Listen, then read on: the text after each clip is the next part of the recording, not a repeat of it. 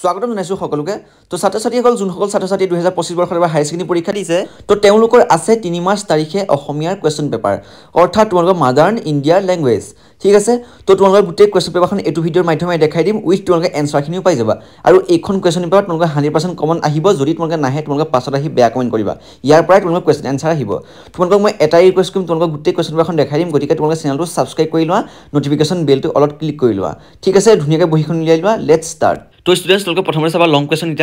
এটা অতিকৈ গুৰুত্বপূৰ্ণ এটা তোমালোকৰ পৰীক্ষাত আহিব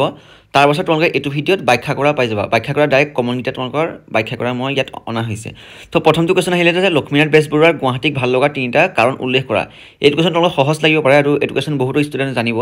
তথাপি তোমালোকে মোৰ পইণ্টটা লিখি লবা কটো চাবা তোমালোকৰ প্ৰাকৃতিক সৌন্দৰ্য ব্ৰহ্মপুত্ৰৰ মাজৰ উমানন্দ কামাখ্যা অক্ৰান্ত অষ্টকান্ত আদি উল্লেখ অতুলনীয় প্ৰাকৃতিক সৌন্দৰ্যৰে গুৱাহাটী ভৰপুৰ এই সমূহে লেখকক আনন্দ দিছিলে তবা খটো চাবা গটো চাবা ঠিক আছে এই তিনিটা পইণ্ট তোমালোকে চাই লোৱা এই তিনিটা পইণ্ট তোমালোকে পৰীক্ষা লিখিবলৈ আহিব তো তোমালোকে জেনেৰেট দিছে তেনেদৰে তোমালোকে লিখি দিবা তোমালোকে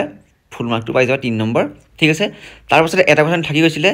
মোৰ মাতৃমুখ দৰ্শন পাত্ৰিত লেখকে উল্লেখ কৰা মহাদেৱৰ কৃষি কৰ্মৰ কাহিনীটো তোমাৰ নিজৰ ভাষাত উল্লেখ কৰা ঠিক আছে তো তোমাৰ নিজৰ ভাষাত উল্লেখ কৰিবলৈ আহিছে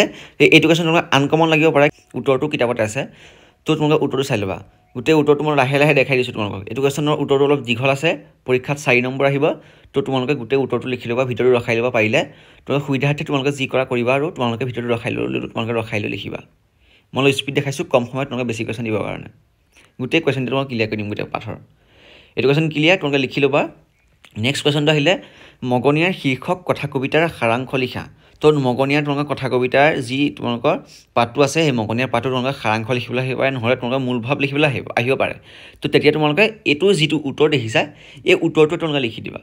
এটো লিখিলে তোমালোকৰ ভুল নহয় অৰ্থাৎ তোমালোকৰ মূল ভাৱ বা সাৰাংশ আহিলে তোমালোকে একটা কথাই তোমালোকে এটো পেৰাগ্ৰাফে গোটেইটো লিখি দিবা ঠিক আছে গোটেই পেৰাগ্ৰাফটো তোমালোকে পঢ়ি লোৱা বা তাৰ পিছত তোমালোকে লিখি লোৱা মই ইনে তোমালোকক বকি থাকিলে ইনে টাইমডাল গৈ থাকিব তাতকে তোমালোকে ধুনীয়াকৈ লিখি ল'লে তোমালোকৰ নিজৰ সুবিধা হ'ব পাছৰ কোৱেশ্চনটো হ'ল তোমালোকৰ কথা কবিতা বুলিলে কি বুজা ইয়াৰ দুটা বৈশিষ্ট্য লিখা ঠিক আছে এই কোৱেশ্চন তোমালোকৰ পৰীক্ষাত জেনেৰেট আছে তেনেদৰে কাটাকাটি তোমালোকৰ পৰীক্ষাত আহি যাব উত্তৰটো চাবা কবিতাময়ী কথা লিখাৰ ভংগীৰে লিখা এক শ্ৰেণীৰ কবিতাকে কথা কবিতা বুলি কোৱা হয় তো কথা কবিতাৰ দুটা বৈশিষ্ট্য হৈছে এক নম্বৰ চাবা কথা কবিতাত ৰূপকৰ সমাবেশ থাকে দুই হৈছে কথা কবিতাত এটাই মাত্ৰ কেন্দ্ৰস্থ ভাৱ থাকে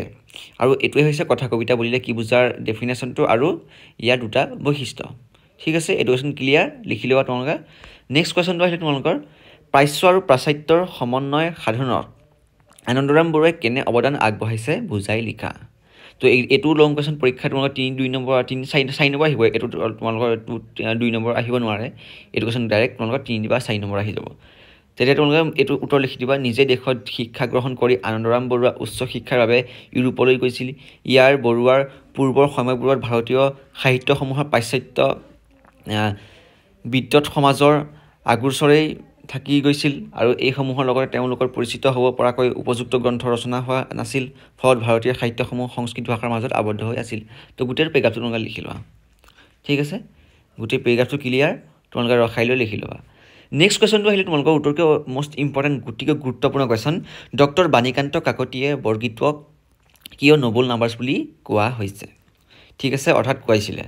ডক্টৰ বাণীকান্ত কাকতিয়ে বৰগীতবোৰক কিয় নোবেল নাম্বাৰছ বুলি কৈছিলে তো উত্তৰটো হৈছে নৱবৈষ্ণৱ ধৰ্মৰ প্ৰচাৰৰ উদ্দেশ্যে মহাপুৰুষ শ্ৰীমন্ত শংকৰদেৱ আৰু মাধৱদেৱৰ ৰচনা কৰা তেওঁলোকে এক শ্ৰেণীৰ উচ্চ আধ্যাত্মিক ভাৱ আৰু ৰাগতাল সম্পলিত গীতকেই বৰগীতৰ আখ্যা দিয়া হৈছিলে এই বৰগীতসমূহৰ ৰাগতাল সংগীতক ভাষা আদিৰ অন্তৰালত গভীৰ আধ্যাত্মিক ভাৱৰ প্ৰভাৱ লক্ষ্য কৰা যায় সেইবাবে ডক্টৰ বাণীকান্ত কাকতিয়ে বৰগীতবোৰক নোবেল নাম্বাৰ বুলি কোৱা হৈছে নোবেল নাম্বাৰছ ঠিক আছে এইটো কোৱেশ্চন তোমালোকে ক্লিয়াৰ তোমালোকে চাই ল'বা তাৰ পাছৰ কোৱেশ্চন আহিলে যে মাধৱদেৱৰ বৰগীতৰ প্ৰধান বৈশিষ্ট্য কি আছিল এইটো কোৱেশ্চন তোমালোকৰ পৰীক্ষাত আহিব তো তোমালোকে উত্তৰ লিখিবা এইটো কোৱেশ্চন তোমালোকৰ পৰীক্ষাত 2 নম্বৰ আহিব তো উত্তৰ লিখিবা মাধৱদেৱৰ বৰগীতৰ প্ৰধান বৈশিষ্ট্য হৈছে বাতচল্য ভাৱৰ প্ৰকাশ বতস্য মানে হ'ল শিশু বতস মানে হৈছে কি শিশু বুলি কৈছে ইয়াত ভগৱান শ্ৰীকৃষ্ণৰ শিশুকালৰ নানান ক্ৰিয়াকলাপৰ মনোমুগ্ধকৰ বৰ্ণনা মাধৱদেৱৰ বৰগীতত পোৱা যায় সেইবাবে তেওঁৰ বৰগীতসমূহক বাতচল্য ভাৱ প্ৰধান বুলি কোৱা হৈছে ঠিক আছে এডুকেশ্যন ক্লিয়াৰ 2 নম্বৰ তোমালোকে পাবা বুলি মই আশা কৰিছো তাৰ পাছতে মোষ্ট ইম্পৰ্টেন্ট তোমালোকৰ আহিলে তোমালোকৰ বহুতে কমেণ্ট কৰিছিলে যে প্ৰসংগ সংগতি দৰ্শাই ব্যাখ্যা কৰা লাগে তো তোমালোকে এইটো ব্যাখ্যা কৰা চাই লোৱা ত্ৰিজগত প্ৰতি ভকতি মিলিল মুৰুষ মাধৱে বোলে এইটো তোমালোকৰ বাক্যশাৰী তোমালোকৰ আহিব পাৰে ব্যাখ্যা কৰা তো তোমালোকে এইটো বাক্যশাৰী তোমালোকে টান পাইছা তথাপিতো তোমালোকে লিখি ল'বা উত্তৰটো চাবা প্ৰসংগ লিখিবা তাৰপিছতে সংগতি লিখিবা আৰু প্ৰসংগ সংগতি যে তোমালোকে যদি প্ৰসংগ কোনটো আৰু সংগতি কোনটো যদি তোমালোকে বুজি নোপোৱা তেতিয়া তোমালোকে প্ৰসংগ সংগতি বুলি দি তোমালোকে নিলিখিবা লাগিলে তোমালোকে পেৰাগ্ৰাফকেইটা এক্সট্ৰাকৈ লিখিবা প্ৰথমতে লিখিবা উক্ত বাক্যাংশ আমাৰ পাঠ্যপুথিৰ অন্তৰ্গত মহাপুৰুষ মাধৱদেৱৰ বিৰচিত উঠৰে উঠ বাপু গোপলহে বৰগীতটিৰ পৰা তুলি ধৰা হৈছে তাৰপিছতে সংগতিত আছে বাক্যাংশৰ জৰিয়তে শ্ৰীকৃষ্ণৰ মাহাত্ম্য আৰু ঐশ্বৰিক মহিমাৰ লগতে মাধৱদেৱে নিজকে হেয় জ্ঞান কৰাৰ প্ৰসংগ উল্লেখ কৰিছে তাৰ পাছতে মেইন পইণ্টটো লিখিবা ব্যাখ্যাটো ঠিক আছে ব্যাখ্যাটো লিখি লোৱা যে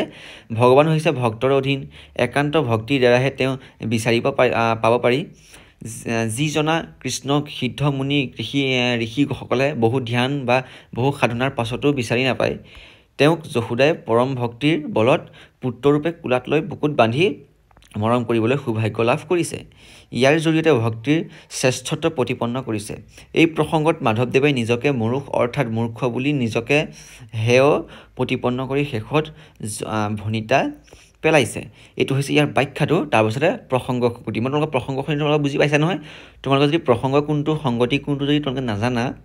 তেতিয়া তোমালোকে পৰীক্ষাত এইটা তোমালোকে নিলিখিবা তোমালোকে কোনো নম্বৰ ইয়াত কাটিব নোৱাৰে তোমালোকে প্ৰসংগলি দি তোমালোকে প্ৰসংগ লিখিবা যোনখিনি জানে তোমালোকে প্ৰসংগলি দি প্ৰসংগটো লিখিবা আৰু সংগতিটো দি তোমালোকে সংগতি লিখিবা যদি নাজানা তেতিয়া তোমালোকে প্ৰসংগ সংগতি নিদিবাই যদি তোমাৰ সংগতি লিখি বুলি তুমি প্ৰসংগটো লিখিছা বোলে তুমি প্ৰসংগ বুলি লিখিলৈ কাব্যাংশৰ জৰিয়তে শ্ৰীকৃষ্ণ মহাত্ম্য এইকণ লিখিছা তাৰপিছতে বোলে তোমালোকে সংগতি বুলি দি বোলে উক্ত বাক্যাংশ তোমালোকে সেইটো লিখিছা তেতিয়া তোমালোকে ডাইৰেক্ট গোটেই নম্বৰটোৱে মানে তোমালোকে কাটি পেলাব গোটেই নাম্বাৰটোৱে তোমালোকে গোটেই কাট খাই যাব গতিকে তোমালোকে প্ৰসংগ সংগতি যদি নাজানা তেতিয়া তোমালোকে এইটো বাক্যশাৰী নিলিখিবা ডাইৰেক্ট তোমালোকে লিখিবা যে উক্ত কাব্যাংশ আমাৰ পাঠ্যপুথিৰ অন্তৰ্গত মহাপুৰুষ মাধৱদেৱৰ বিৰচিত উঠৰে উঠ বাপু গোপালহে বৰগীতটিৰ পৰা তুলি অনা হৈছে এনেকৈ ডাইৰেক্ট লিখি দিবা ঠিক আছে এইটো কথা তোমালোকে বুজি পাইছা এইটো তোমালোকে ভালদৰে ধ্যান দিবা পাছৰ কুৱেশ্যনটো আহিলে বিশ্বৰ য'ত কৰ্মী দল তেজধাৰী গঢ়ে প্ৰাসাদ উজ্জ্বল এইটো তোমালোকে আহিব পাৰে প্ৰসংগ সংগতি চোৱা তোমালোকে এইটো বাক্যত চোৱা তোমালোকে ইয়াত প্ৰসংগ সংগতি বুলি তোমালোকে দিয়া হোৱা নাই ডাইৰেক্ট তোমালোকৰ প্ৰসংগ সংগতিটো ডাইৰেক্ট এনেকৈ লিখি দিয়া হৈছে তো তোমালোকে এনেকৈ লিখিলে তোমালোকে শুদ্ধ নম্বৰ পাবা উদ্ধৃত কথাফাকি আমাৰ পাঠ্যপুথিৰ অন্তৰ্গত ধীৰেন্দ্ৰ চন্দ্ৰ দত্ত ৰচিত কাঠমিস্ত্ৰী ঘৰ শীৰ্ষক কবিতাটিৰ পৰা তুলি ধৰা হৈছে তাৰপাছত আহিলে যে কবিতা ফাঁকিৰ মাজেৰে কবিৰ শ্ৰমজীৱী জনতাৰ প্ৰতি প্ৰশস্তি প্ৰকাশ পাইছে এইকেইটা হৈছে প্ৰসংগ সংগতি তাৰপাছতে ব্যাখ্যাটো চাবা কাঠমিস্ত্ৰীসকল কৰ্মত নিপুণ শিল্পী তেওঁলোকে কঠিন একা বেকা কাঠ আনি দিয়ে এক নতুন ৰূপ অকণো জিৰণি নোলোৱাকৈ খাটি কঠিন কাঠেৰে সাজে নিত্য ব্যৱহাৰ্য সামগ্ৰীবোৰ কপালৰ ঘাম মাটিত পেলাই দেহৰ যি তেজ আছে তেজ পানী কৰি তেওঁলোকে সমাজৰ সচল শ্ৰেণীটোৰ বাবে নানা ধৰণৰ মনোমোহা সামগ্ৰী সাজি দিয়ে নিৰস আৰু কঠিন কাঠত ৰান্দা বটালি মাৰি তেওঁলোকে গঢ়ি দিয়ে পৃথিৱীৰ মানুহৰ বাবে মায়াপুৰী সদৃশ প্ৰসাদ অথচ সেই মিস্ত্ৰীসকলৰ জীৱনৰ অৱস্থা শোচনীয় অভাৱত জুৰুলা সেই মৰ্মান্তিক অৱস্থাটো কবিতা ফাঁকিৰ মাজেৰে ফুটি উঠিছে ঠিক আছে এইটো কুৱেশ্যন অলপ ক্লিয়াৰ বুলি মই আশা কৰিছোঁ নেক্সট কুৱেশ্যনটো আহিলে কবিয়ে কিয় পৃথিৱীলৈ উভতি নাহে বুলি ভাবিছে বুজাই লিখা এই পেগাছটো তোমালোকে ডাইৰেক্ট মই দিয়াৰ লগে লগে যেনেদৰে দিছোঁ স্ক্ৰীণত দেখিছে তেনেদৰে তোমালোকে ধুনীয়াকৈ গোটেইটো ৰখাই লৈ তোমালোকে লিখি দিবা ঠিক আছে তোমালোকে লিখি ল'বা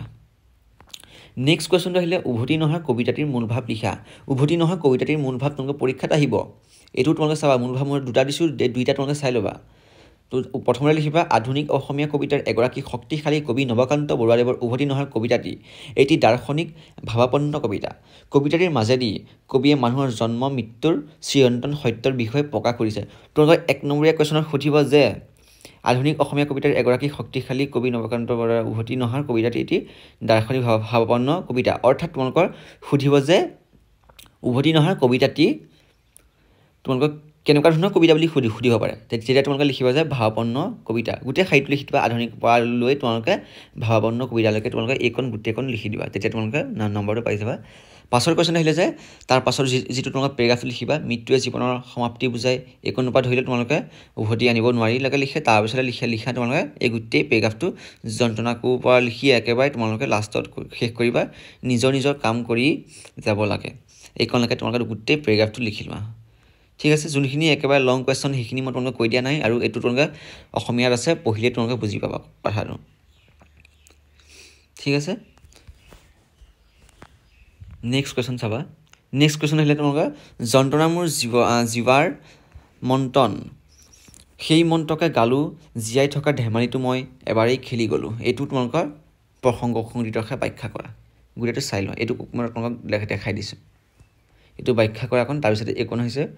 প্ৰসংগ সংগীতৰহে ব্যাখ্যা কৰা ক্লিয়াৰ তো আছামিছৰ ক্লিয়াৰ তোমালোকৰ গোটেই কুৱেশ্যনটা মই আলোচনা কৰি দিলোঁ আগতেও মই এটা পাৰ্ট বনাই থৈছোঁ তোমালোকে যদি নাই চাই তোমালোকে চাই ল'বা সেইটো পাৰ্টত মই ইম্পৰ্টেণ্ট কিছুমান অতিকৈ ইম্পৰ্টেণ্ট শ্বৰ্ট কুৱেশ্যন লং কুৱেশ্যন সকলোখিনি দিয়া আছিলে তো তোমালোকে সেইটো চাই ল'বা সেইটো তোমালোকে শ্বৰ্ট কুৱেশ্যনখিনি পাই যাবা সেইখিনি শ্বৰ্ট কুৱেশ্যন তোমালোকে চাবা আৰু এইটো ভিডিঅ' তোমালোকে এইখিনি লং কুৱেশ্যনখিনি চাবা তো গোটেইখিনি ভিডিঅ' তোমালোকে মিলাই পঢ়ি যাবা তোমালোকে একদম ধুনীয়াকৈ 80+টো তোমালোকে ইজিলি আহি যাব আৰু তোমালোকে 90 ওপৰ পাবা তোমালোকে এইখিনি কুৱেশ্যন তোমালোকে আহিব তো এইখিনি কুৱেশ্যন তোমালোকে ভালদৰে চাবা নতুনকৈ চেনেলটো ছাবস্ক্ৰাইব কৰিবা নিজৰ বন্ধু বান্ধৱীলৈ শ্বেয়াৰ কৰা যাতে সকলোৱে 80+ তোমালোকে টাৰ্গেট লয় ঠিক আছে তো আজিলৈ ভিডিঅ'টো ইমানেই ধন্যবাদ হোৱাটছআপ চেনেলত জইন হ'বা